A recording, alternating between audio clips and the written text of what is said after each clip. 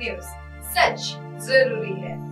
नमस्कार, आप देख रहे हैं एमएनएस न्यूज लाइव। आप सभी का स्वागत है। मैं हूं आपके साथ मर्शी। तो आइए नजर डालते हैं इन हेडलाइंस पर। संसद में नाजी सैनिक के सम्मान पर ट्रूडो की माफी। नॉर्थ कोरिया में परमाणु हथियार बनाना अब संविधान का हिस्सा। 371 दिन बाद स्पेस से लौटा अमेरिका एस्ट्रोनॉट। दरअसल स्पीकर पर सारा इल्जाम डाला, कहा इससे देश और संसद शर्मिंदा हुए। कनाडा के प्रधानमंत्री जस्टिन ट्रूडो ने गुरुवार को अपनी पसंद में नाजी सैनिक के सम्मान पर ऑफिशियली माफी मांगी है। इस दौरान उन्होंने पूरा मामले का इल्जाम स्पीकर पर डाल दिया। ट्रूडो ने आगे कहा, इस शख्स को संसद में आने का न्योता देना और सिर्फ उसके सम्मान के लिए सिर्फ स्पीकर जिम्मेदार थे और उन्होंने अपनी गलती मानी है। वो अपना पद भी छोड़ चुके हैं। ट्रूडो ने बताया कि कनाडा ने ज़ेलेंस्की और यूक्रेन से भी माफी मांगने के लिए कॉन्टेस्ट किया था। उन्होंने आगे कहा, मैं इस संसद में मौजूद सभी लोगों की तरफ से माफी मांगता हूं। उस दिन नाजी सैनिक का सम्मान करना एक बड़ी गलती थी जो हम सब से अनजाने में हुई। ये कनाडा और संसद के लिए शर्मिंदा की बात है। किम जोंग उन बोले, यह अमेरिकी धमकियों से निपटने के लिए जरूरी। दरअसल नॉर्थ कोरिया ने अपनी परमाणु क्षमता को तेजी से बढ़ाने की नीति को अपने संविधान में शामिल कर लिया है।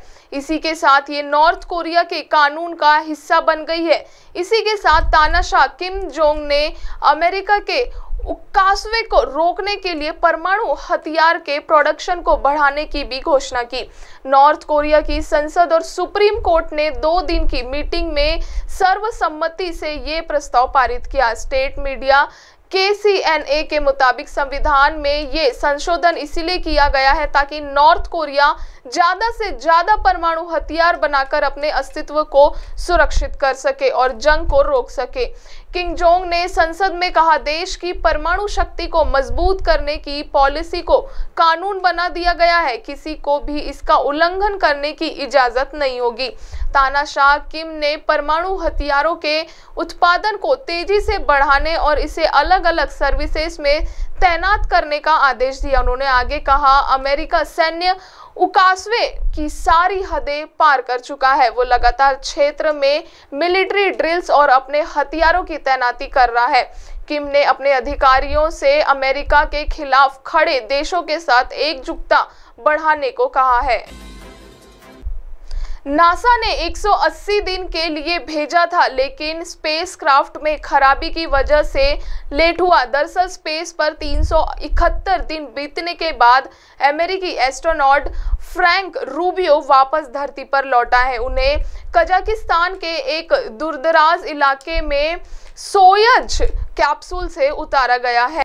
उनके साथ ही रूसी अंतरिक्ष यात्री सर्गेई प्रोकोपिएव और दमित्री पेतेलिन भी स्पेस से वापस लौट चुके हैं। रूबियो स्पेस पर सबसे लंबे समय तक रहने वाले अमेरिकी एस्ट्रोनॉट बन गए हैं। उन्होंने 11 सितंबर को यह रिकॉर्ड बनाया था। वे स्पेस से 371 दिन रहे। इससे पहले अमेरिका के एस्ट्रोनॉट मार्क वांडे हेई ने 355 दिन का रिकॉर्ड साल 2022 में बनाया था।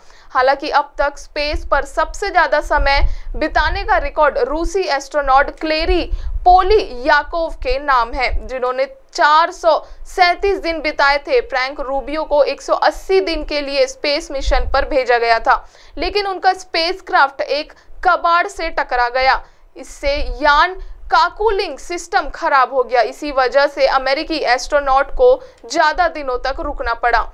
इस पूरे मामले पर रूबियो का कहना है कि अगर उन्हें पता होता कि उन्हें 1 साल तक स्पेस में रुकना पड़ जाएगा तो मिशन में कभी नहीं जाते। अमेरिका के फ्रैंक रूबियो ने स्पेस स्टेशन में रहते हुए धरती के चारों तरफ 5,963 चक्कर लगाए।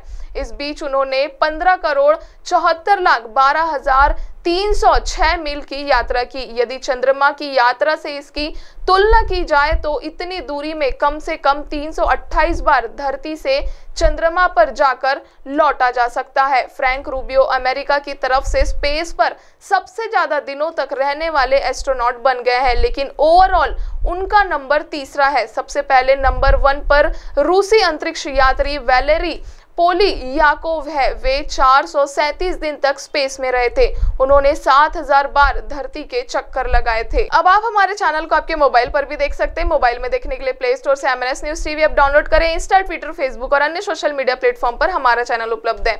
आप हमारे चैनल को लाइव भी देख सकते हैं www.mnsnewstv.com पर। फिलहाल वक्त हो चुका है दर्शकों ब्रेक का। ब्रेक से लौटने के बाद देखेंगे देश और दुनिया की तमाम बड़ी खबरें। नमस्कार।